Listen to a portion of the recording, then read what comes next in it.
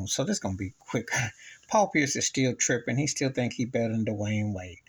You know, people who have a problem with Dwyane Wade's got more to do with his marriage to Gabby Union and everything with his daughter and etc., which I'm not gonna get into because that's their family. Respect it. Ain't nobody gonna be judging.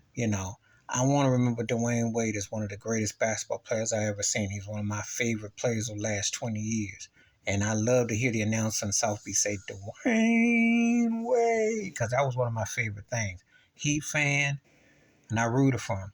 Tough dude, driving force, a leader, alpha, respect, you know.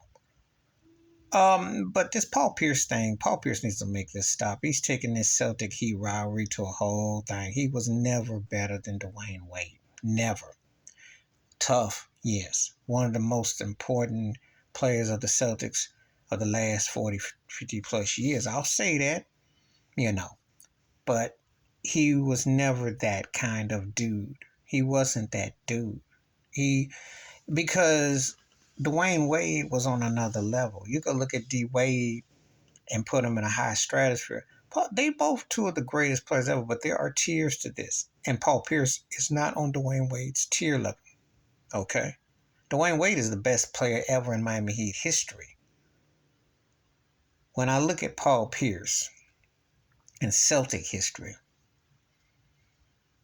he ain't better than John Havlicek. He ain't better than Dave Cowens. You see where I'm going with this? Because they ain't even going to mention Larry Bird. They ain't even going to mention Bill Russell. Okay? So you're not in that class or that tier.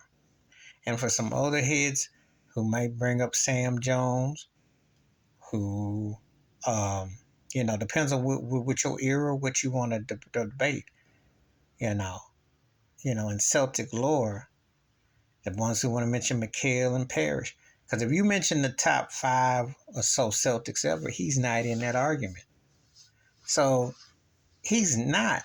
Dwyane Wade was a clutch player, tough, relentless, did the thing. And for a window, you can make a case that from 2004, I'd say 2005 to 2009 to 2010, you can make the case top 5 in the world and definitely the top 2 or 3 argument. That one of the 3 best players for a window because he led the league in scoring one year. Before LeBron got there, the whole thing. Paul Pierce was never in Dwyane Wade's tier or his level.